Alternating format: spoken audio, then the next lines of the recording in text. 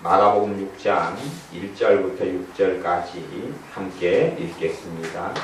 예수님께서 저희를 떠나사 고향으로 가시니 제자들도 좁으니라.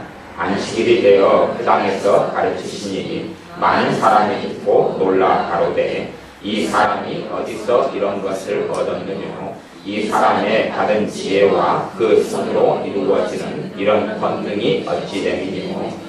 이 사람이 마리아의 아들 목수가 아니냐. 야고보와 요셉과 유다와 시몬의 형제가 아니냐. 그 무리들이 우리와 함께 여기 있지 아니하냐 하고 예수님을 대처한지라. 예수님께서 저희에게 이르시되 선지자가 자기 고향과 자기 친척과 자기 집 외에서는 존경을 받지 않음이 없느니라 하시며 거기서는 아무 권능도 행하실 수 없어 다만 소수의 영인에게 안수하여 고치실 뿐이었고 저희의 믿지 않음을 이상히 여기셨더라. 이에 모든 촌에 두루 다니시며 가르치시더라. 아멘. 우리 주 예수님께서 어떤 곳에서 복음을 전하다가 그곳을 떠나셔서 고향으로 가셨다고 말씀합니다. 고향은 주님께서 사셨던 곳은 갈릴리 나사렛이라는 아주 깊은 촌동네였습니다. 그 고향에 가셔서 고향의 회당에서 말씀을 가르치셨습니다. 근데 사람들이 이제 고향 동네 사람들이 주님께 말씀을 들으면서 야 대단하네, 놀랍네. 저 사람 들으니까 누구의 형제고 누구의 이 여동생들이 있고 누구가 부모 아니었냐 그렇게 다 알고 있는 그런 동네였습니다. 말하자면 우리로 하면 굉장히 시골 동네였죠. 그래서 옆집에 있는 숟가락 숫자까지도 사돈의 팔순까지도 알 수 있는 그런 사회 속이었습니다. 그곳에서 주님께서는 성경이 이렇게 기록됩니다. 5절 6절에 보면 거기서는 아무 권능도 행하실 수 없어 다만 소수의 병자에게 안수하여 고치실 뿐이 없고 성경이 뭐라고 말씀하냐면 아무 권능도 행하실 수 없었다 그럽니다. 우리는 많은 경우에 그렇게 기도하고 생각합니다. 하나님 정말 능력이 많으시잖아요. 하나님은 원하시면 다 하실 수 있잖아요. 하나님은 왜 다 하실 수 있는데 안 하세요? 그런데 성경은 뭐라고 기록되냐면 하실 수 없었다고 기록됩니다. 우리 주님께서 우리 같아도 좋은 사람은 자기의 고향에 친구도 많고 사랑하는 사람도 많고 가까이 하는 사람이 많잖아요. 그러면 거기에서 누가 금이 환영하고 누가 성공한다면 그렇게 하더라고요. 자기 고향에 가까운 누구 아들을 취직시켜주고 또한 도우려 그러고 최소한 옛날에는 마을에 시골 마을이면 마을 길도 내주고 그러한 사랑을 가지고 있잖아요. 그런데 우리 주님께서 물론 인간적으로라도 말씀하실 때 그곳에서 30살 때까지 그곳에서 사셨는데 정든 사람은 얼마나 많았겠고 사랑하는 사람은 얼마나 많았겠고 또한 돕고 싶은 사람은 얼마나 많았겠느냐 하는 것입니다. 그러나 30세 때까지가 됐을 때에야 비로소 하나님의 권능과 능력과 치유와 죽은 자를 살려내는 것과 오병이어의 기적과 진리의 말씀들을 전하실 수가 있었습니다. 그러니 나사렛 동네에 사실 때까지는 하나님의 권능의 통로, 치유의 통로 또한 우리 주 예수님께서 가지고 계신 진리의 복음을 전하실 수가 없었던 거죠. 그래서 하나님의 때까지 기다리셨다가 막상 30살 때부터 사역을 시작하시면서 자신의 고향 동네에 오셨어요. 그들을 사랑하시려고. 물론 제 개인적으로는 결과는 이미 알고 계셨다라고 생각합니다. 그러나 이 성경에 특별히 마태복음하고 마가복음 두 번에 걸쳐 기록됩니다. 동일한 사건이 주님께서 이 땅에서 행하시고 말씀하신 것을 성경에 기록하려면 이 땅에 다 쌓아두고 책으로 만들어 쌓아두기도 부족하다 그랬는데 성경은 마태복음, 마가복음, 누가복음, 요한복음 주님의 행하심이 특별히 사복음서 안에 들어있는데 중복된 사건이 어마어마하게 많습니다. 왜 그러겠습니까? 그것이 핵심 중에 핵심이고 정말 중요한 것 중에 중요한 거기 때문에 반복해서 다른 각도 속에서 다른 이의 증언, 각자의 다른 증언들을 통해서 진리를 전하시는 것입니다. 나사렛에 가셔서 그들에게 말씀을 가르치셨습니다. 그들은 정말 은혜 받았어요. 와, 놀랍다. 하나님 말씀이 이렇구나. 그러면서 6장 2절에 보면 안식일이 되어 회당에서 가르치시니 많은 사람이 듣고 놀라 가로되 이 사람이 어디서 이런 것을 얻었느뇨? 이 사람의 받은 지혜와 그 손으로 이루어지는 이런 권능이 어찌 됨이뇨? 예수님의 손을 통해서 권능이 행해진 것을 다 이미 들었어요. 소문 다 듣고 알고 그런 것을 때로는 어떤 사람은 가서 보기도 했다 그 말이에요. 주님께로부터 말씀을 들으니까 너무나 놀라운 거예요. 지금까지는 전혀 듣지 못했던 하나님의 말씀이 증거되는 현장이었어요. 그런데 이제 문제는 이 사람들이 주님께로부터 권능을 받고 주님의 치유는 받고 주님의 막 놀라운 그 권능을 어디서 행하라 그러냐면 당신이 예루살렘에서 다른 동네에서 했으니까 여기는 더 많이 해봐라. 더 많이 해봐라 그런 것이에요. 대신에 예수님은 믿어요 안 믿어요? 안 믿는다는 이야기. 예수님은 안 믿고 그래 너 대단한 일들을 다 했지. 죽은 자를 살려냈고 어떻게 했잖아. 그 권능 야 대단하다. 너 우리 동네에서 살고 어릴 때 깨복쟁이 때부터 어릴 때부터 봤는데 야 너 그런 사람이었어? 야 대단하게 바뀌어왔네. 여기서 또 해봐. 병든 자 누구 집에 병든 자 누가 아파 누가 다리가 아파 누가 다리를 못 써 누가 눈이 안 보여 알지? 주님의 시대 때는 병원이 없었다는 것은 우리가 알고 있습니다. 그렇기 때문에 얼마나 병든 사람들 아픈 사람들은 많았겠습니까? 치료받을 수 없는 그런 것은 많이 있었습니다.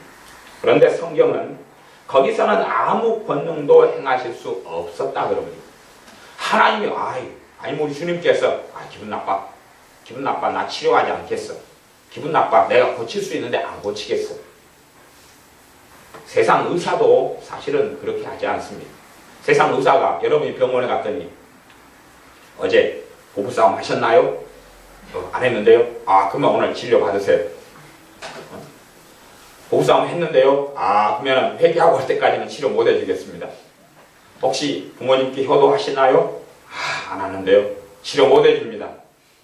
누가 물에 빠져서 살려달라고 막 소리치니까 당신 똑바로 인생 살았어요? 못 산 것 같은데요? 그럼 그대로 죽으세요.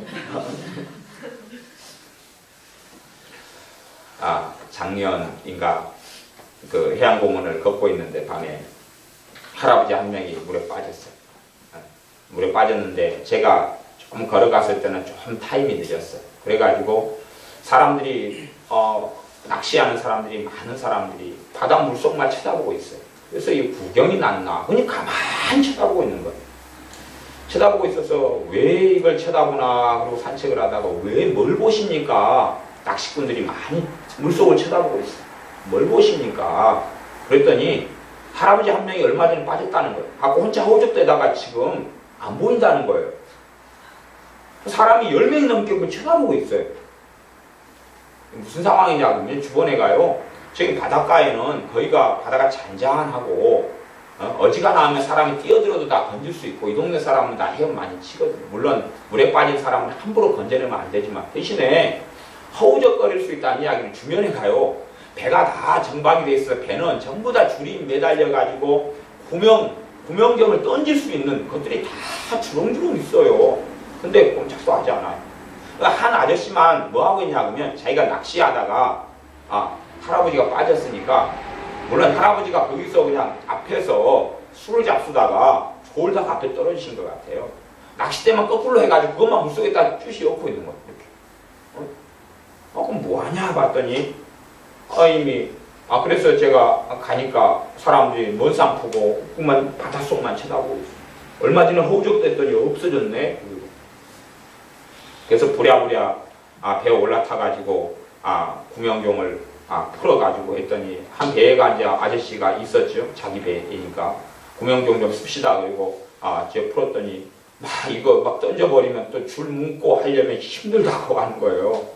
던지면 다시 막 로프를 감아가지고 다시 제자리로 해놔야 되잖아요. 지금 사람이 지금 죽는데 그리고 집어 던졌어요.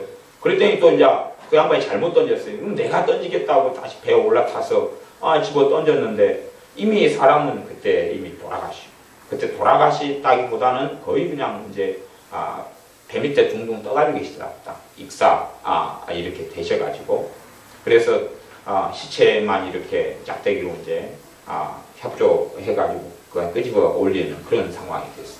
그러니까 눈앞에 뽀얗게 사람이 죽어가는데도 사실은 우리는 냉정하고 냉엄한 현 시대에 살고 있습니다. 또 어찌할 바를 모르는 것, 발만 동동 구르고 말아요.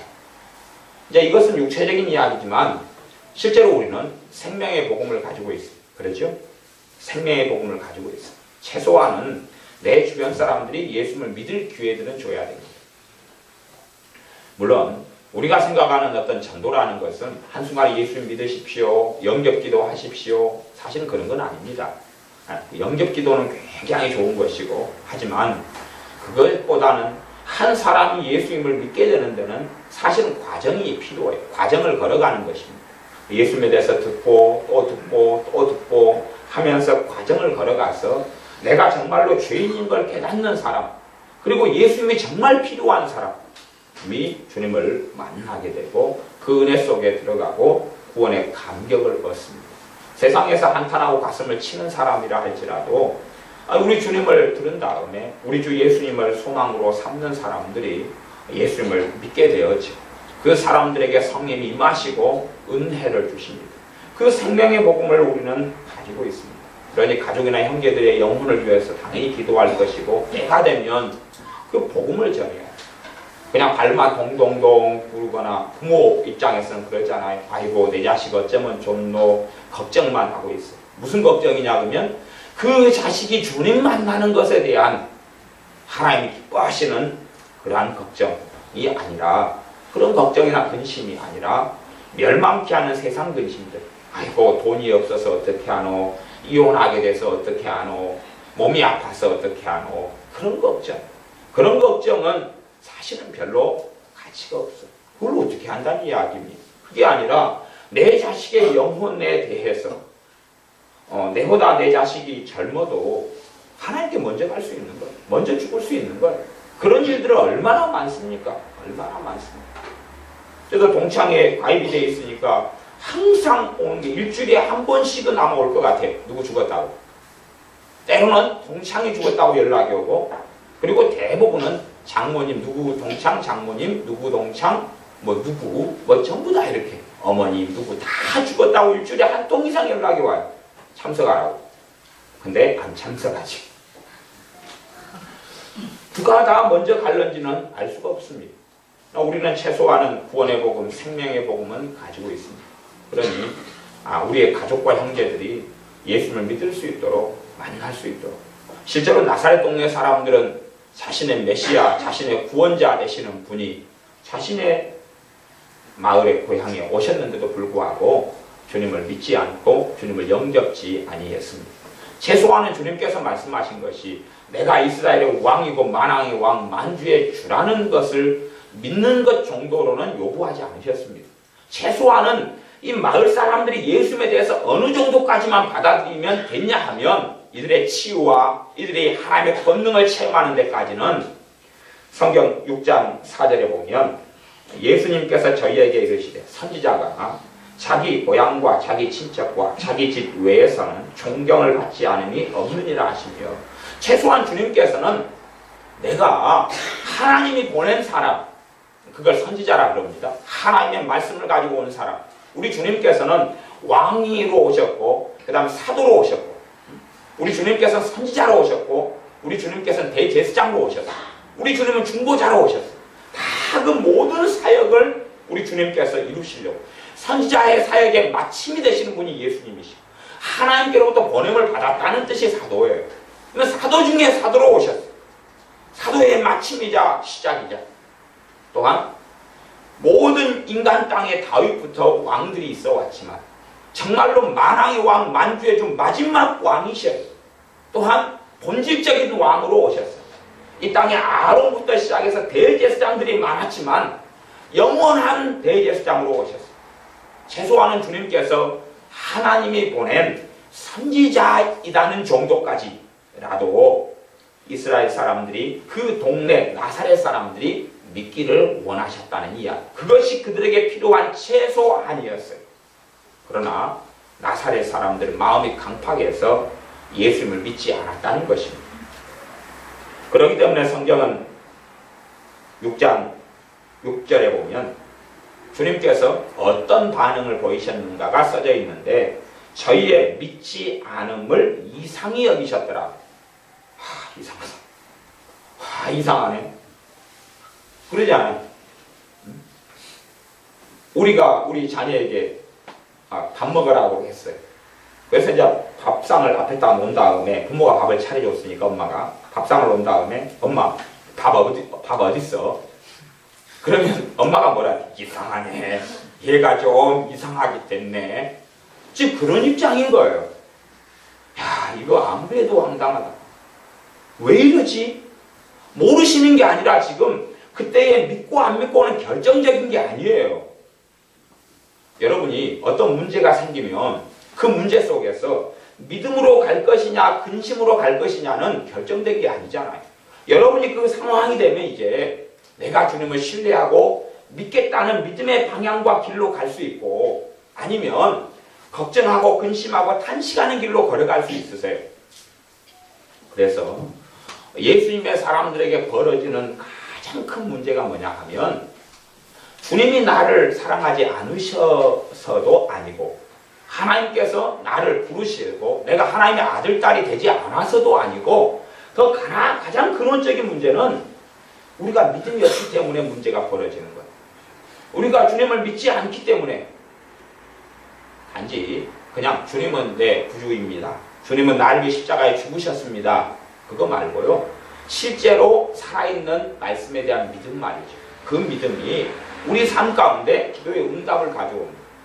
그 믿음이 내가 정말 주님을 믿는 그 믿음이 단지 예수님이 나를 십자가에 죽으셨고 부활하셨고 다시 오신다.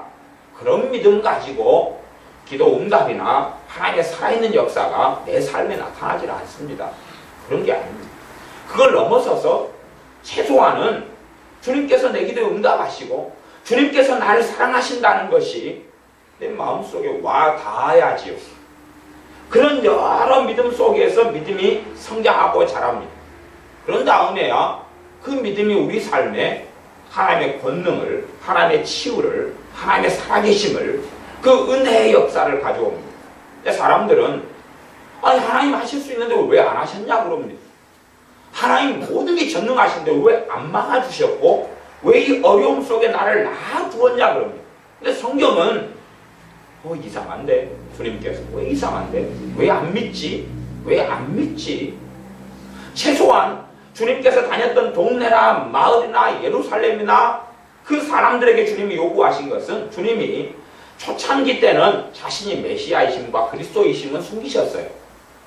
자신이 하나님의 아들이신 것은 숨기셨어요. 숨기시고 소수 제자들에게만 약간 말씀하시고 대다수의 사람들은 그냥 일반적인 오히려 더 깊은 진리의 말씀만 전하셨어요. 그 말씀만 들은 다음에 이들이 이제 그 말씀을 통해 하나님을 알아가고 진리를 받아들이는 정도에서 주님의 초창기 사역은 머물렀다 그런 말이에요. 그런데 그것조차도 사람들은 받아들이지 않았다는 이야기입니다.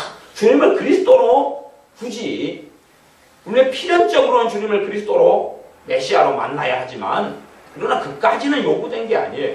치유의 권능이 주님의 능력을 행하시는 것이 그까지는 아니었는데도 사람들은 그 믿음이 없었다는 이야기입니다. 우리 신자들의 삶 속에서 우리의 믿음이 성장하고 자라지 않으면 실제적인 믿음 말이에요. 그렇지 않으면 우리는 예수님을 믿는다 하고 아무리 시간을 많이 보내도 우리의 기도가 열매를 맺지 못합니다. 그러면 내가 얼마나 믿음이 있는가 없는가는 무엇을 확인하면 됩니까? 내가 기도했고 열매를 내가 믿는 5년 동안에 얼마나 맺었는가 하는 것 아닙니까? 내가 5년 동안 그건 내가 얼마나 바르게 사냐 똑바로 사냐 하는 것과 관련이 필연적으로 절대적으로 있는 건 아닙니다. 내가 바르게 살고 똑바로 살면서 기도가 응답되는 측면은 있어요. 측면은 있지만 그러면 누가 창기처럼 살아왔는데, 창기로 살아왔다가 그가 주님을 만나고 주님께 돌아섰는데 그 창기의 기도가 응답됩니까? 안 됩니까? 되는 건 당연한 것인 줄 아시죠? 과거의 삶하고는 무관하다는 걸 아시죠? 왜? 예수님의 피로 창기로 살아왔던 막달라 마리아나 귀신 더러운 귀신 7들렸던 그 막달라 마리아의 삶이 깨끗하게 되었기 때문에 그렇습니다. 죄 없다라고 주님의 피로 그 죄를 덮었기 때문에 그렇지요. 그렇기 때문에 어떤 사람이 과거를 어떻게 살아왔느냐, 그것하고 그 사람이 하나님께 응답받는 것은 별로 상관이 없어요. 주님께서는 사람들을 차별하지 않고 오히려 심령이 가난한 사람들, 절망 속에 있는 사람들, 죄인들을 열렬히 환영하시면서 찾아다니셨던 것을 우리는 성경을 통해서 압니다. 그렇기 때문에 우리가 얼마나 고상하게 살아왔느냐, 얼마나 아름답게 살아왔느냐, 얼마나 선량하게 살아왔느냐, 그것으로 기도 응답받지는 못합니다. 근원적으로 내가 정말로 우리 주 예수님을 하나님의 말씀 속에서 신뢰하고 있느냐 하는 것이, 우리가 첫째는 내가 예수를 믿는 연수의 만큼 기도 응답을 받아왔느냐, 그게 열매입니다. 우리의 어떤 열매냐면 믿음의 열매. 내가 믿음이 있다, 그리고 정말로 믿음이 있으면 이제 우리가 예수를 믿기 때문에 죽은 다음에 천국은 갈 수 있어요. 자, 그건 천국에 가는 건 일단 제쳐놓고, 내가 실제적으로 예수를 믿는 것을 통해서 이 땅에 내가 살아있을 때 하나님이 나와 만나주시고, 하나님이 내 기도에 응답해 주시고, 하나님이 내게 평강을 주시고, 내게 은혜를 주시는 것을 내가 누리고 사느냐는 것이. 누가 그렇게 생각할 수 있잖아요. 나 10년 전에 예수 믿었습니다. 그래가지고 우리 주님 10년 전에 저랑 악수하셨죠. 10년 전에 나를 한밤중에 찾아와 주셔서 막 회개의 눈물이 터졌어요. 그 다음에 이제 10년 살다가 그분이 돌아가셨어요. 천국문에 갔어요. 근데 감사하게 예수님이 마중 나와 계셨다고 가정해요. 그래서 그분이 이야기합니다. 오 예수님, 10년 전에 그 밤중에 저를 만나 주셔가지고 제가 회개의 눈물이 터지고 너무 감사하고 너무 좋았어요. 오 예수님, 10년 만에 배웠습니다. 10년 그 맨 처음에 기쁨을 얻고 감사를 얻고 너무 좋았다가 나머지 10년 동안에 잠깐 그렇게 한 달이나 좋았다가 나머지는 지옥 같은 세월을 살다 왔는데 천국문 앞에 저를 마중 나오셨군요. 그렇게 우리가 말한다면 천국문 앞에 마중 나오신 게 아니라 천국문 앞에 예수님이 나오셔가지고 너 올 곳은 여기가 아니니까 저 아래로 가라, 잘못 왔다, 그러시려고 오신 것입니다. 천국문 앞에 그러시려고 계신 거예요. 사실은 정확히 아셔야 됩니다. 예수님을 믿은 다음에는 예수님 믿는 사람에게 누가 임하십니까? 거룩한 성령 하나님이 임하셔요. 그래서 주님과 함께 살게 해주셔요. 생활 속에, 삶 속에 예수님과 함께 사는 삶을 살아요. 내가 이 땅에서 예수님과 함께 살고 있지 않은 사람들은 과연 천국에 들어갈 수 있느냐 하는 것이. 그래서 예수를 믿는 것은 실제적인 이야기지 허구나 이론적인 이야기가 아닙니다.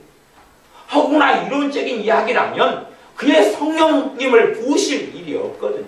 거룩하신 삼일째 하나님 되신 성령 하나님께서 거룩하지 못하고 추하고 더럽고 자꾸만 자빠지고 넘어지고 죄 속에 살아가는 우리 속에 임하셔서 주님을 따르는 길을, 진리의 길을 인도하신 이유가 없거든요. 그러나 그렇게 하시면서 성령 하나님이 역사하셔서 예수님과 함께 사는 삶을 살게 하시거든요. 그런데 어떤 사람이 예수를 믿는다는 것은 예수님께서 거처를 그의 성령님을 통하여 나와 함께 하신다는 거거든요. 내가 가면 다시 와서 너희와 거처를 함께 하리라. 이 땅의 삶을 이야기하는 것입니다. 나중에 너를 천국에 불러 올리리라. 그건 나중의 말씀이고 내가 와서 너가 있는 그 땅에서, 그래서 주님께서 요한복음에 주님의 기도 가운데서 주님, 아버지 하나님, 내가 내 제자들, 내 사람들을 이 땅에서 데려가시기 위하여 기도하는 게 아닙니다. 이 땅에 있을 때를 놓고 기도하는 것입니다. 했던 것처럼 내가 이 땅에서 예수 믿고 살아가는 삶이 10년이다 그러면 10년 동안 못해도 전반부는 어쨌든 몰라도 믿음이 좀 있는 후반부에서는 예수님과 함께 사는 것을 경험하고 누리고 체험해야 됩니다.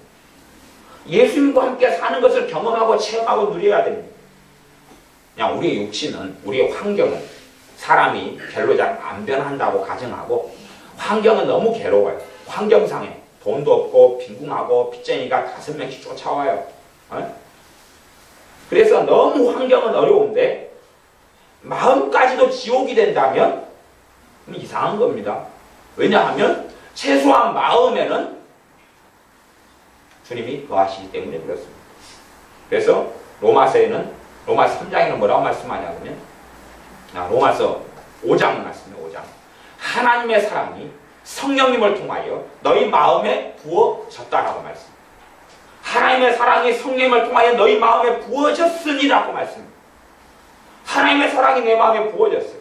환경은 지옥 같은데 내 마음이 지옥 같을 수 있어요? 없어요? 없죠. 그 사람이 정말로 믿음 안에, 진리 안에, 말씀 안에, 주님 안에 거하면 물론 지옥 같은 마음에서 시작할 수는 있어요.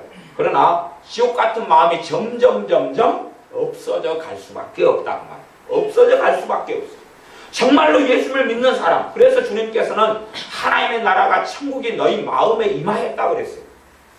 근데 내 마음이 지옥 같은 삶을 내가 예수님 믿은 다음에 10년 동안 느끼다가 버릇이 죽어가지고, 어이구 주님, 내가 예수님 믿은 그때부터 내가 언제나 죽노? 언제나 죽을까요? 나 좀 빨리 데려가이소. 그렇게 맨날 기도했잖아요. 근데 내가 10년이나 질긴 목숨을 연장하다가 정말로 그냥 슬픈 일을 당하고 안 볼 일을 겪으면서 살아왔습니다. 지옥 같은 삶에서 나를 건져내 주시니 감사합니다. 그리고 이야기하려니까 예수님께서 천국문 앞에서 아니다니까 너 잘못 왔어. 내가 정말로 예수를 믿는 사람은 주님께서는 이 땅에서부터 거처를 나와 함께 해주시는 것입니다. 나를 고아처럼 버려두지 않는다고 그랬어요. 내가 고아처럼 이 땅을 살아간다면 정말로 내가 예수님 믿는 믿음 안에서 사는 사람이겠느냐 하는 것입니다. 환경은 안 변한다고 놔둬버리고 최소한 내 안에 성령 하나님께서 거주하시기 때문에 때가 되면 사랑과 기쁨과 화평과 오래 참음과 자비와 양성과 충성과 온유와 절제의 열매를 내 안에서 조금씩 맺어가시면 이렇게 지옥 같은 삶이 1년 지나니까 조금, 2년 지나니까 조금, 3년 지나니까 조금, 또 우리가 또 정체기도 있잖아요. 4년 지나니까 약간 다시 지옥같이 약간 세졌다가 작년처럼, 그다가 5년 지나니까 또 2보 전진을 위한 1보 후퇴 그래가지고 다시 줄어들고, 아빠 10년 믿으니까 이제 지옥 같은 부분이 조금 남아있어요. 조금 몇 가지. 아이고 요놈은 고질적이네. 그리고 주님 이쪽은 전반적으로 내게 은혜가 있고 평안이 있습니다. 일단 환경은 안 변했다는 전제 속에서라. 그래서 어떤 분이 빚쟁이가 10명이 있었답니다. 빚쟁이가 10명. 빚쟁이 10명이 일주일에 한 명이 일주일에 10명 중에 5명 이상은 아주 그냥 싸나운 빚쟁이여가지고 계속 찾아와요. 그래서 이 양반이 예수님을 믿는 지 한 2년 됐어요. 2년 됐는데 빚쟁이가 너무 오니까 노이로제가 와버렸어요. 전화기도 선을 끊었어요. 뭐 전화세 낼 돈도 별로 없지만 전화를 계속 보니까 전화선을 끊었어요. 그리고 사람이 두드리니까 안에서 잠그고 밖에서 잠그고 장가도 사람들이 이제 안 가는 거예요. 이 안에 있는 줄 알아! 나와! 그리고 막 소리를 지르는 거예요. 그래서 너무 고통의 세월을 몇 달 살다가 하나님께 기도했어요. 하나님, 도대체 이 빚쟁이들을 어떻게 합니까? 맨날 돈 달라고 오는데 이 빚쟁이들 좀 안 오게 해주세요. 그러니까 감사하게 하나님께서 어떤 깨달음을 주셨어요. 마음에 어떤 말씀을 해주셨는데 이게 뭐냐면, 야, 내가 너희 위해 십자가에서 죽었는데 그 사람들이 너한테 복음을 들으러 제발로 오잖아. 제발로 예수님한테 들으려고 오잖아. 너가 오면 전도해. 오면 전도해. 이제 이 사람은 뭐라고 생각했냐고. 빚쟁일 때 너무 고통스러우니까 피하려고 했는데 이제 그 말은 듣더라도 전도하라. 전도하라. 물론 전도를 했어요. 전도를 이제 계속 보니까 예수님에 대해서 계속 이야기하죠. 이야기했는데 이분은 마음속에 온갖 절망과 고통 속에 믿은 지 이제 2년밖에 안 됐어요. 그러니까 이제 빚쟁이들이 당연히 그렇죠. 야, 너가 예수님 믿는데 너는 지금 나 돈도 못 갚고 있냐? 그래서 이제 또 기도했어요. 밤에. 하나님, 돈 못 갚는다고 저를 조롱해. 예수님 믿으면 잘 풀려가야 된다고 알고 있는데 안 풀려간다고 조롱해요. 그러니까 주님께서 그래도 믿으라 그래라. 그래도 믿으라 그래라. 그리고 계속 그래도 그것 때문에 절망하지 말고 그래도 믿으라 그래라. 그래도 나는 그렇게 똑바로 못 믿어가지고 그렇게 못 살아도 진짜로 예수님이 살아계시고 예수님이 당신의 십자가에 죽었다고 그래도 이야기해라. 이런 감동을 받았어요. 그래서 이야기를 계속 하니까 11명 중에서 한 석 달 지나니까 한 3명이 예수님을 믿는 거예요. 3명이 믿으면서 그 다음에 그 사람들이 돈을 탕감해주고 가는 거예요. 그래서 이 양반이 뭔가를 깨달았어요. 야, 이 사람이 다 은혜 받고 성령 충만을 받아버리면 돈을 다 탕감해줄 수 있겠구나. 근데 결과는 11명 가운데 3명 빼놓고 다 탕감해줬어요. 3명 빼놓고 다 탕감해줬어요. 3명 빼놓고 8명이 다 예수님을 믿었어요. 믿게 되니까 3명만 이제 탕감을 못 받았어요. 3명은 이제 8명 가운데 3명 돈은 갚기가 좀 쉽죠. 근데 그 중에서 이제 한 명은 액수가 제일 큰 액수 한 명이 있고, 그 다음에 2명은 중간 단위, 작은 단위. 그렇게 빚쟁이가 3명이 남았다 그래요. 그 이후에 대한 이야기는 제가 못 들었습니다. 그 3명을 언제까지 해결했느냐는 못 들었는데, 그렇다 그럽니다. 그래서 오히려 이제 빚쟁이들이 찾아올 때에 맨 처음에는 막 문을 잠그고 안으로 잠그고 밖으로 잠그고 옛날에는 그 잠그는 것이 그거였대요. 그 못 있잖아요. 뭐 큰 대못으로 이렇게 안에서 꼽았잖아요. 그런 거였어요. 경첩에다가 대못 꽂아가지고 있다가 그런 농장 안에 숨어서 들어갔다가 농장 안에 농문을 또 그거 열고 들어올까봐 또 붙잡고 있고 그렇게 했다가 몇 달 지난 다음에 복음을 거절해도 한 2달, 3달 지나니까 기쁨이 충만해지더래요. 은혜가 충만해지더래요. 오히려 자기의 믿음이 튼튼해지더래요. 자기의 믿음. 자신 너 예수님 믿는데 왜 이렇게 살아? 빚쟁이한테 왜 이렇게 쫓겨? 조롱해도 그걸 들으면서 자기 안에는 천국이 이루어져 가기 시작. 천국이 이루어져 가기 시작. 그러니까 이제 몇 달 동안 계속 빚쟁이들 열심히 오잖아요. 열심히. 좋은 빚쟁이들은 한 3-4명은 별로 연락 없고 그 다음에 한 8명은 열심히 왔는데 3-4달 만에 이 사람이 안 믿는다 그래도 니나 똑바로 잘해. 네 하나님한테 기도해가 네 예수님한테 기도해서 돈이나 갚아야. 그리고 맨날 하는데 그래서 조롱을 받는데 이 양반 얼굴 윤기가 반짝반짝 나기 시작하는 거예요. 그러니까 그 나쁜 놈, 나쁜 사람은 아닌데 그 강팍한 사람 빚쟁이 3명은 숨겨놓고 뭐 먹지. 돈 숨겨놨지. 내놔. 그리고 다른 8명은 야, 틀려졌네 얼굴이 예수님 믿는 이야기 하는데 와 당신 나보다 행복한 것 같아. 나는 당신한테 돈 받으려고 쫓아다니는데 당신 안에는 뭔가가 있고 나는 그게 없어. 그리고 받아들이기 시작하더라 그 말이. 그전에는 똑같은 사람이고 이 빚진 이 성도님 2년차니까 성도님이 두려움과 절망과 공포 속에 가득히 숨어 있다가 지옥 같은 얼굴 속에 얼굴이 시커매져가지고 그리고 시시한 상태 속에서 있다가 그 다음에 한 2달, 3달 예수님의 복음을 전하니까 자신이 마음의 변화가 오는 거죠. 그리고 사람들이 열매를 맺어가기 시작합니다. 보는 관점과 보는 생각과 걷는 길이 틀립니다. 예수님의 사람은 걷는 길이 틀립니다. 예수님의 사람이 환경 이전에 내 마음이 지옥 같다면 문제는 내 믿음을 점검해야 될 때입니다. 내 환경은 지옥 같은데 내 마음은 지옥이 아니다. 그러면 좋은 믿음 속에 있다 이렇게 말할 수 있어요. 왜? 주님이 내 마음 안에 계시니 최소한 내 환경에는 거하신다 이런 이야기까지는 좀 넘어가서 복잡한 이야기가 되더라도 최소한 성경이 반복해서 말씀하는 것은 내가 너 안에 거하고 너가 내 안에 거한다고 말씀하시는 것이요.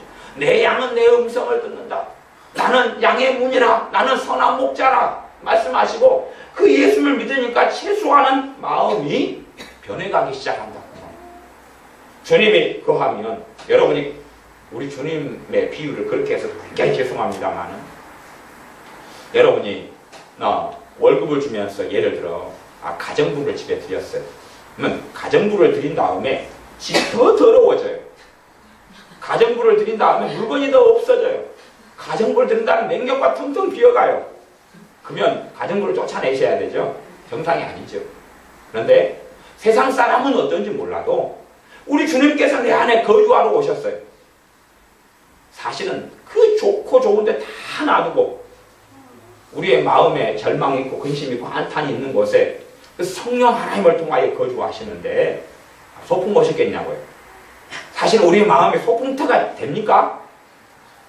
심심하면 걱정 하나 잡숴가지고 오바이트한 거 집어넣어주고 절망한 거 집어넣어주고 막 분노, 증오심, 정죄, 판단, 억울함, 우울증 잔뜩 그냥 술까지 안 마셔주면 감사한 거죠.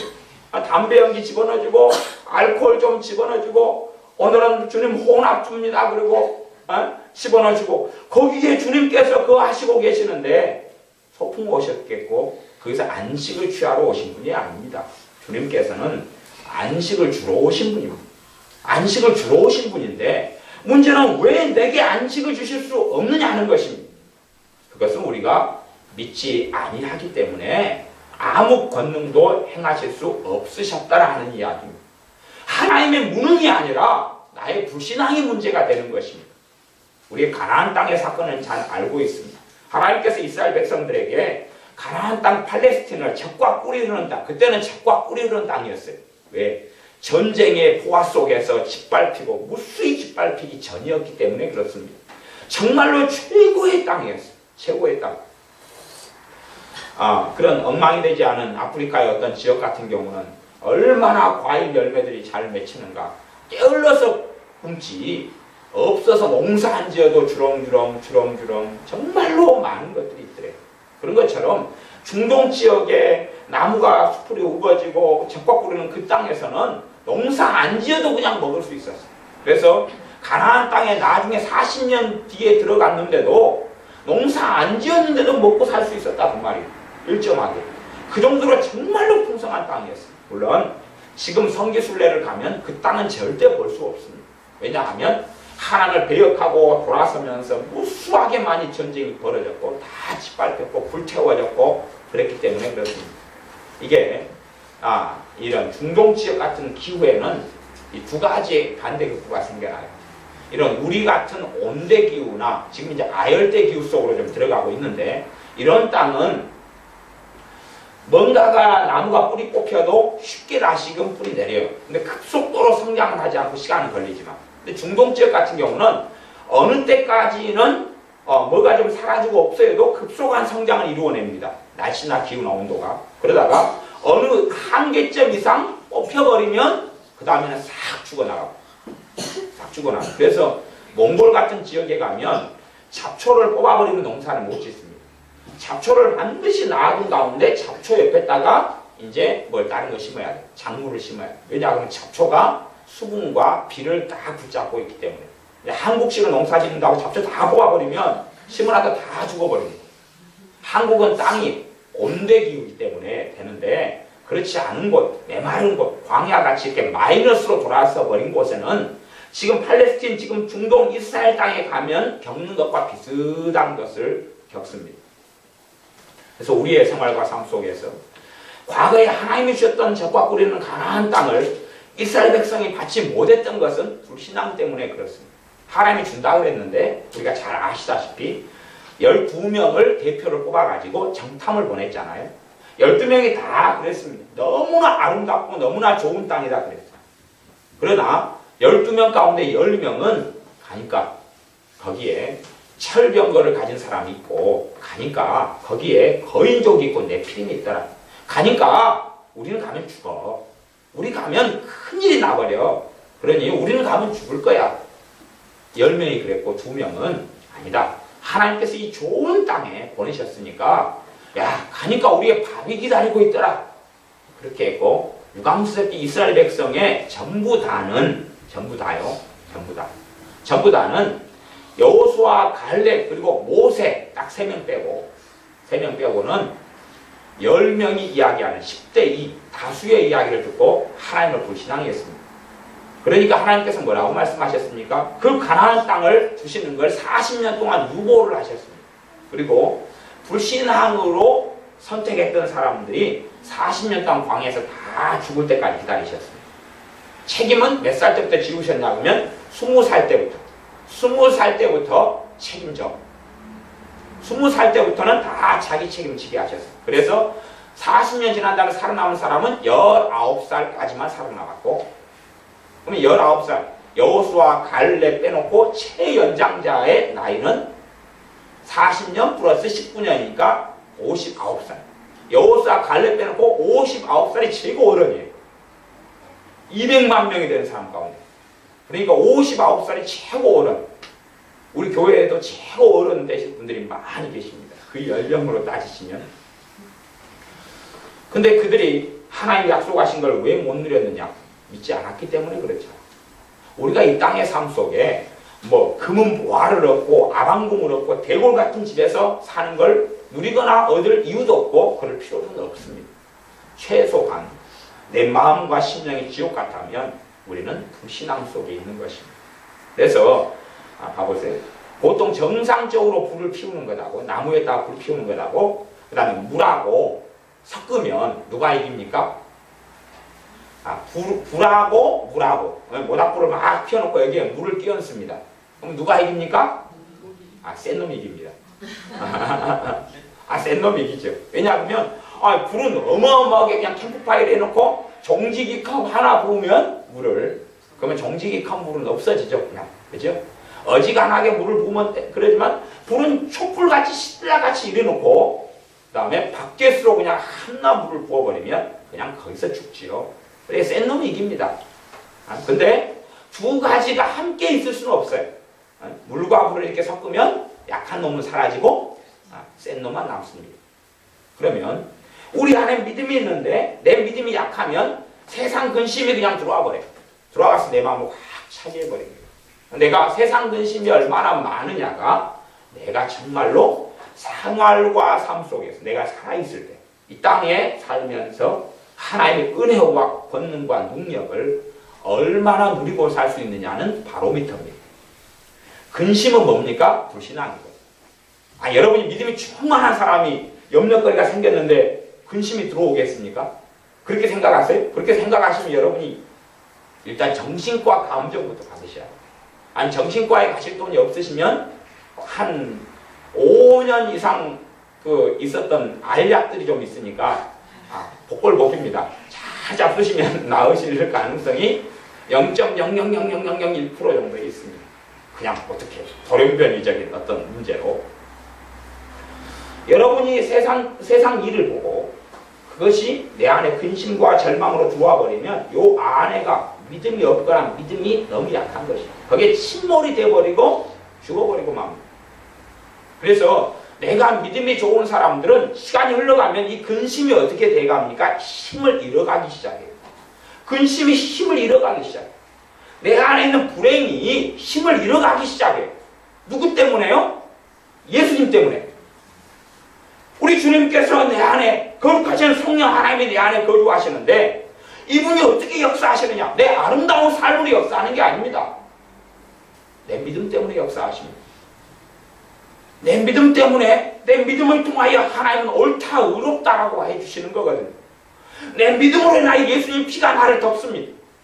하나님의 보좌 앞에 나아갈 때 예수님의 피를 통하여 나아갑니다. 그러니 담대히 나아갈 수 있는 것입니다.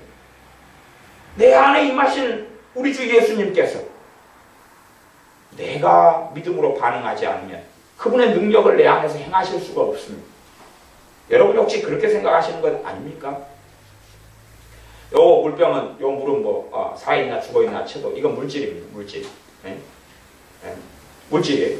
요것은 그러면 요 통째로 들어가 있으면 이제 여기 들어갈 수 있다고 가정하고 제 위장이 굉장히 커가지고 여기 들어가 있어요. 얘가 일을 해요 안 해요? 몸에 트러블은 일으켜도 좋은 일은 안 합니다. 이 상태, 병 상태로 그대로 집어넣습니다. 뱃속에. 기적적으로. 요것은 죽었다 그 말이에요. 그렇죠? 그러나 우리가 예수님을 내 안에 믿음을 통하여 영접했다 그 말이에요. 죽은 예수님이 들어오십니까? 살아있는 주님이 들어오십니까? 살아있는 주님 아니에요? 아니 주님이 물질도 아니고 살아있는 주님이 그냥 요 종이를 씹어가지고 옛날에 이제 영어 단어 배울 때 단어장을 찢었어요. 제 친구들이 그러더라고. 사전을 찢어가지고 꼴꼴 먹더라고. 왜 먹냐 그랬더니 그래야지 단어가 외워져 그러더라고. 그래서 걔네들은 그걸 믿음으로 여기고 먹었죠. 물론 똥되어서 나왔습니다만은 이것이 이 종이가 들어와서 요 안에 있었다고 가정해. 여기에 생명이 있어요, 없어요? 없잖아요. 이게 능력이 있어요, 없어요? 없잖아요. 그러면 우리에게 임하시는 성령 하나님이 살아계신 하나님입니까? 아니면 그냥 이 종이처럼 그냥 이렇게 티켓이나 뭐 이런 것처럼 가만히 있는 겁니까? 살아있는 하나님이잖아. 그럼 그 성령 하나님이 임하셔가지고 가만히 꼼짝마 그리고 뱃속에 있는 그 돌 있잖아요. 뱃속에 있는 또 담석처럼 가만히 있으시냐 그 말이에요. 아니요. 그분은 살아계신 하나님이십니다. 그 성령 하나님을 통하여 우리 주 예수님께서 우리 안에 내주고 하시는데 가만히 계시느냐 그 말이에요. 안 계시잖아요. 그렇게 안 하시거든요.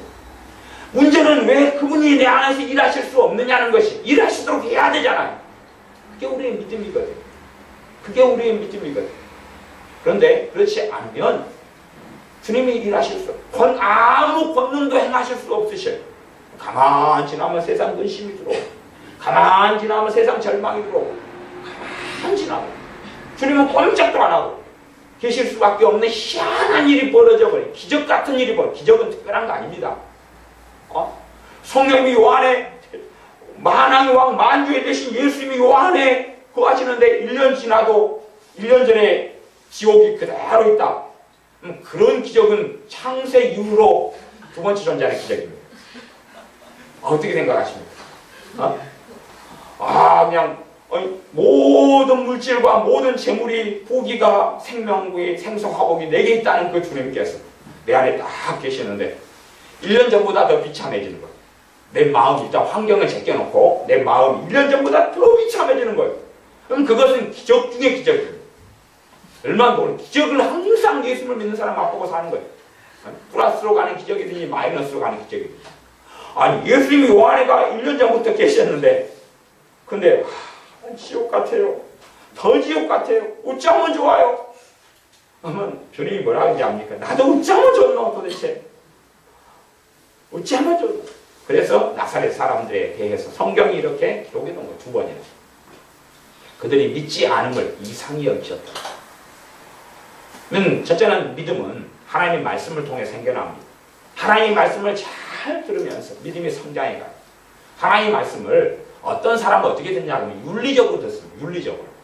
윤리적으로 들으면 말씀을 들으면서 이렇게 해라 저렇게 해라 이렇게 해라 저렇게 해라.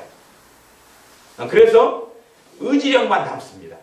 뭐가 남아요? 의지력만 남아서 좋은 믿음이 좋고 착하고 좋은 사람은 결심만 합니다. 맨날 결심만 해요.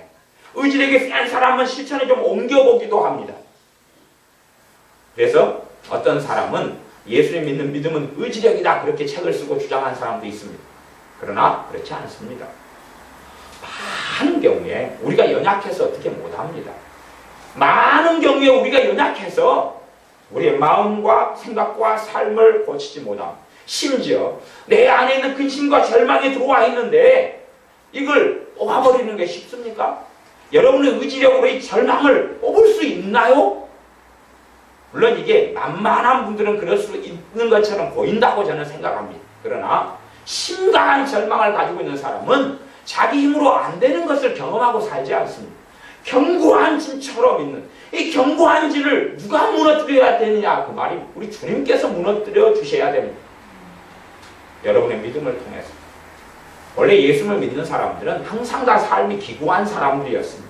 그러나 삶이 기구하니까 마음도 한으로 가득하고 상처로 가득하고 온갖 상처로 범벅인 사람들이 주로 예수를 믿는 사람들이었습니다. 그런 사람들이라 할지라도 이제 조금 시간이 흘러가면 두 부류로 갈라졌어요. 가는 길이 달라졌어요.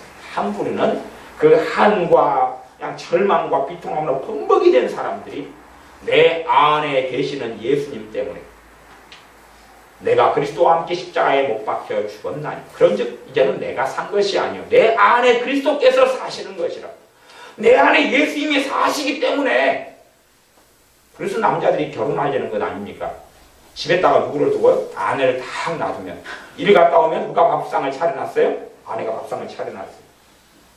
그런데 어떤 사람이 결혼 갔더니 아내가 딱 소파에 누워있더래요. 그러면서 이빨을 막 이쑤시개를 이시더래요. 그래서 이제 남편이 오니까 고개를 쭉 시키시면서 고깃집만 한 번 하더래요.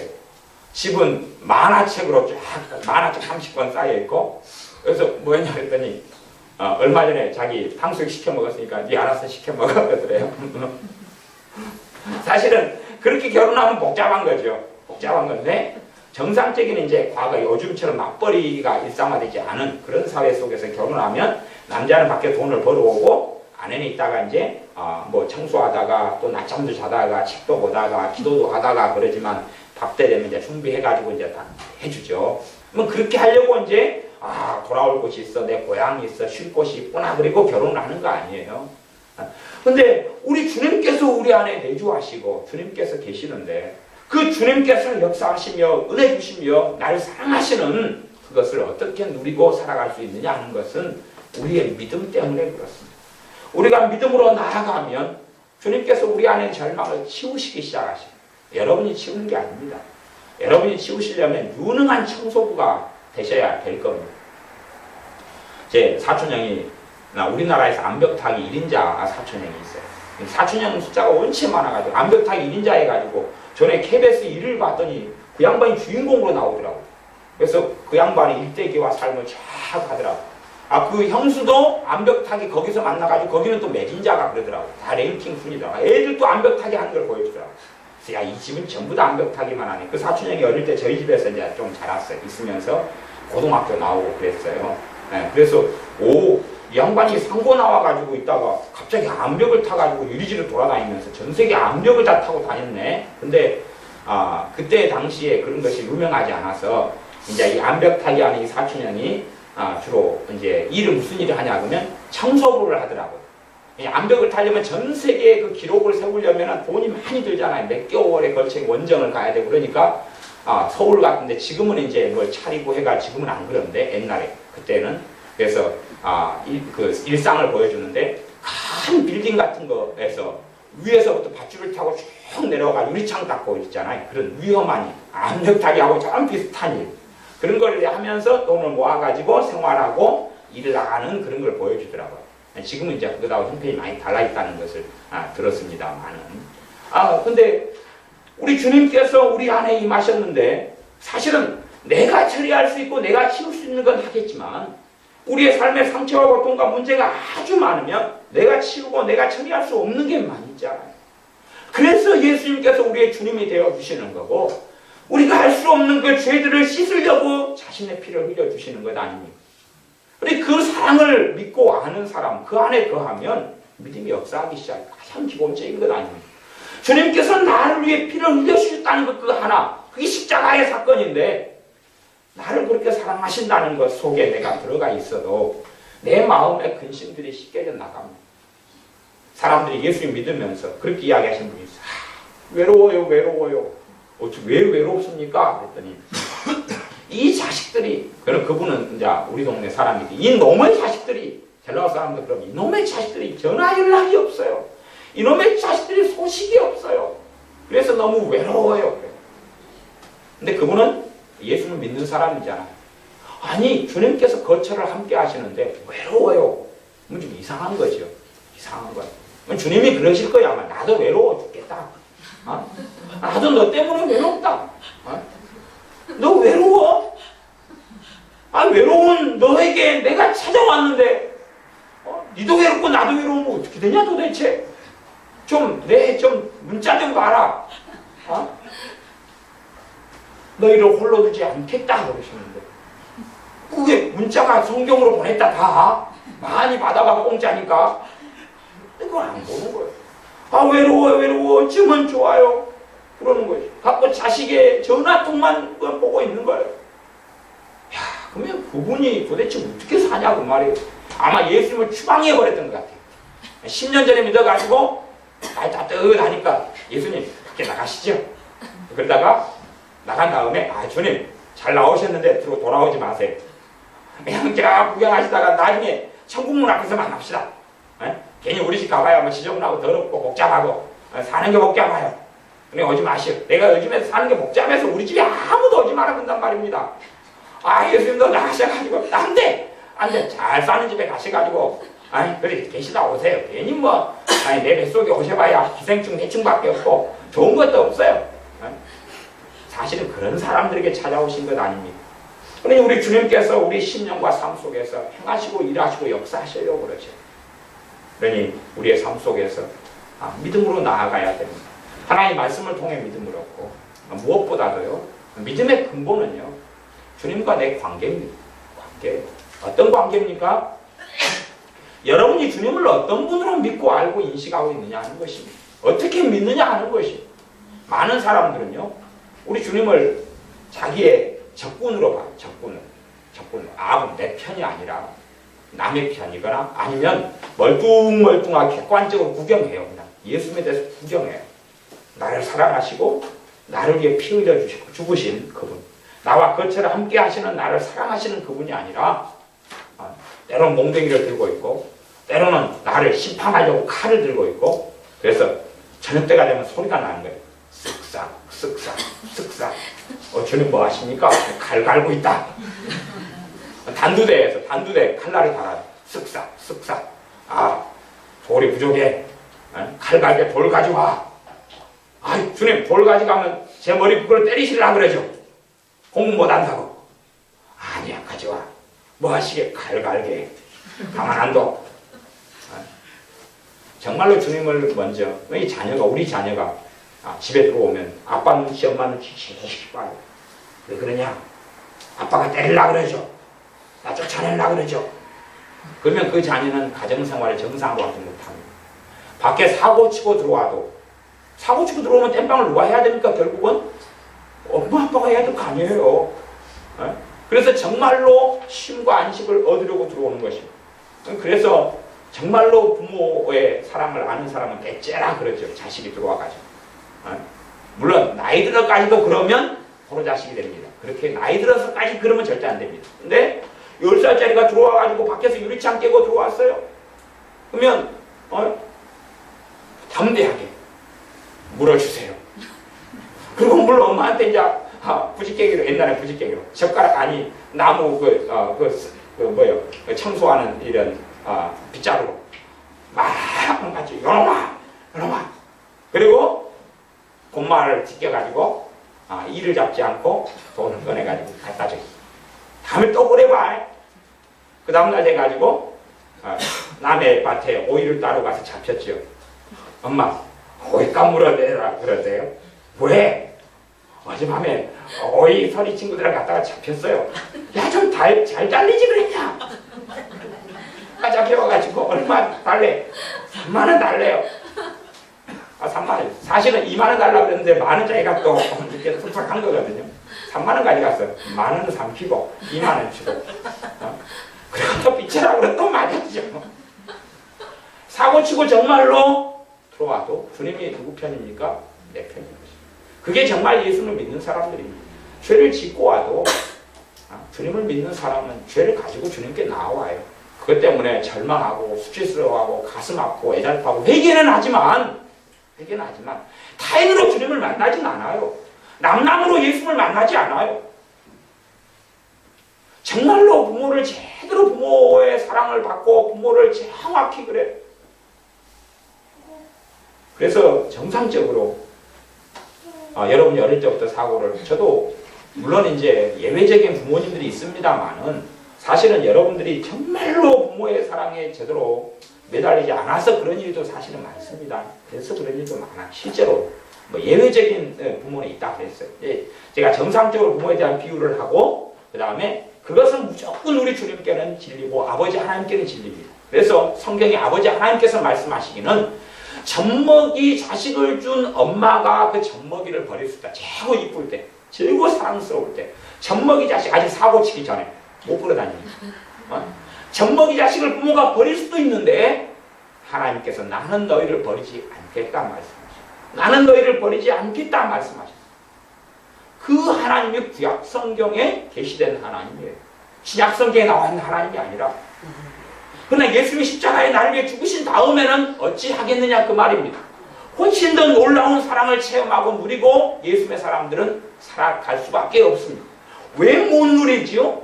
믿음이 없어서 그러는 거죠. 예수님을 과연 누구로 살아계신 하나님 아버지를 누구로 만나느냐 하는 것입니다. 제 개인적인 간증은 그렇습니다. 저 개인적으로는 제 선친께서 초등학교 6학년 때 사고로 돌아가셨어요. 제 개인적으로는 그랬습니다. 그다가 이제 교회는 다녔지만 주님을 못 만났을 때는 아버지 돌아가신 서러움이 북받치고 청소하다 유리창을 이제 옛날에 다 닦았잖아요. 막 청소했잖아요. 그럴 때 되면 청소 유리창 닦다가 막 울고 막 그렇게 했는데 주님을 만난 다음에는 하나님이 제 아버지가 되어주셨어요. 그러니 제가 아버지 없는 서러움은 그때 제가 양심껏 이야기하는데 한 번도 느낀 적이 없어요. 제가 고등학교 2학년 주님 만난 다음에 전능하신 하나님이 내 아버지가 되어주셔서 아버지 없는 서러움은 느낀 적이 없어요. 저는 실제적으로 하나님 아버지께서 내 아버지 되어주시는 삶을 누리고 살아왔거든요. 물론 저도 사고를 얼마나 많이 치겠어요. 그렇죠? 사고는 다 쳐요. 사고는 다 이런 어리석은 일 저런 어리석은 일 사고 속에 들어가요.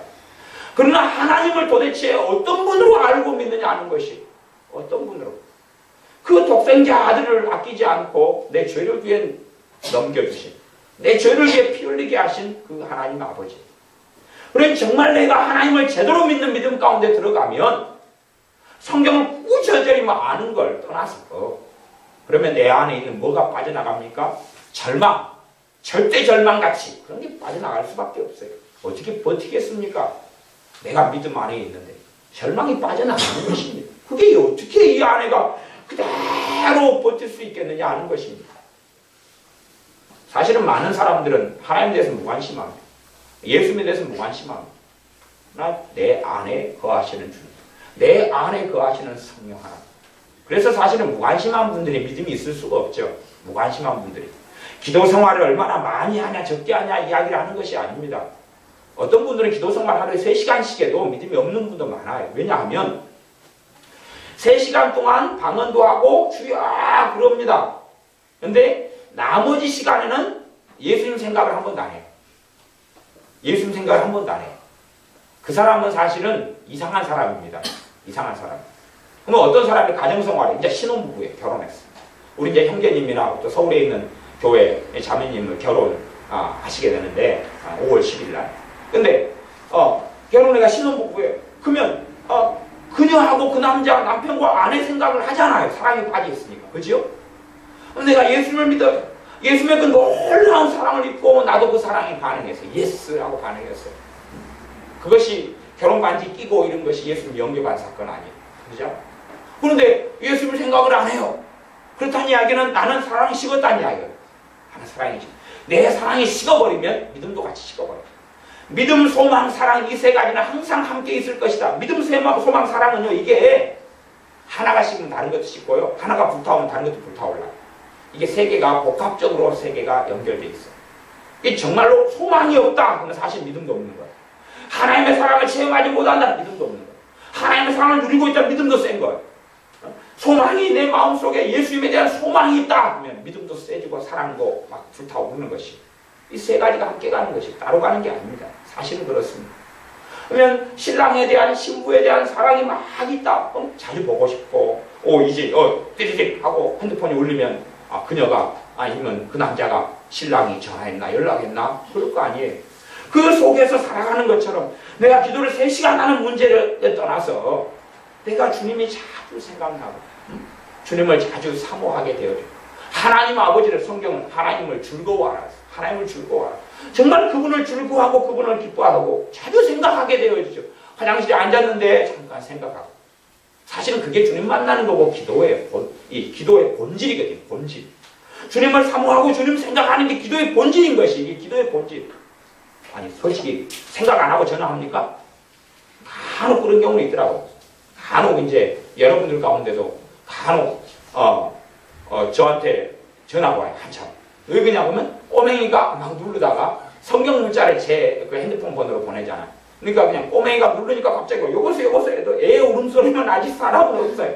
그런 경우는 있어요. 잘못 전화로 인해서. 그렇지만 정상적으로는 누구를 생각하고 다이얼 번호가 몇 번이다. 그리고 누른다. 그 말이에요. 그것처럼 생각한 다음에 전화요. 주님을 정말 생각해야지 그때 5초든 10초든 1분이든 5분이든 기도가 살아있어요. 여러분이 예수님 사모하는 사람이 되어야 됩니다. 예수님이 여러분의 적군도 아니고 반대편에 있지 않습니다. 하나님 아버지를 정말 사모하고 바라는 사람이 돼야 합니다. 하나님은 여러분의 아버지를 실질적으로 경험하고 체험하고 만나셔야 됩니다. 그럴 때에 심령의 변화가 오면서 사실은 같이 변해가는 것도 환경입니다. 아니 여러분이 막 믿음이 막 역사하니까 이제 기도할 입이 있죠? 믿음이 역사하니까 역사하는 믿음 속에서 기도를 하니까 응답될까요? 능력이 있거든요. 절망이 역사해요. 입을 열어서 기도해요. 입에서 뭐 나갑니까? 절망의 불화살이 날아갑니다. 오히려 그거 맞고 누가 쓰러집니다. 근심이 막 있어요. 근심해서 기도해요. 근심이 날아갑니다. 그런 사람은 주께 무엇을 얻기를 생각지 말라. 이런 사람은 바닷물결의 동침처럼 그런 사람이기 때문에 받을 수 없다. 그랬다 그 말입니다. 그래서 우리의 삶 속에 주님께서 우리에게 대해서 야 너희 안 믿는 게 이상하다. 그러시지 않게 되어져야 됩니다. 그래야지 우리의 삶 속에 주님이 무엇을 행하실 수 있습니까? 권능을 행하실 수가 있습니다. 권능을 행하실 수 있습니다. 아니 내 믿음에 충만해야지 주님께서 나를 사랑하신 주님께서 일을 벌리셔야 된단 말이에요. 우리 안에서 환경과 일 속에서 그런 사람이 되셔야 됩니다. 단지 여러분의 인생을 여러분의 의지력으로 이걸 붙잡고 이걸 해고 이걸 안 하고 이렇게 하고 믿음 지키고 발버둥 치는 것이 예수님 믿는 사람의 삶이 아니에요. 주도권을 예수님이 쥐고 좀 일을 벌려주시고 능력으로 권능으로 여러분의 믿음을 통로로 사용해서 역사해 주시는 예수님이 되셔야 됩니다. 그러니 우리가 믿지 않음을 이상히 여기는 그러한 야 이게 이상하네. 이게 이렇게 해요. 정말 이상하네. 왜 이래? 정신이 좀 나간 것 같아. 정신과 치료를 받아야 될 것 같아. 그렇게 하는 사람들이 아니라 야 정말 믿음이 있어. 정말로 나를 의지해. 정말로 내 사랑을 믿어. 정말로 나를 즐거워해. 정말로 나를 사모해. 그래서 야 어려움 당하니까 형제고 누구고 생각 안 나고 자식이고 부모고 생각 안 나고 나부터 먼저 생각 안 해? 내가 도와줄 줄로 먼저 믿고 알고 있네?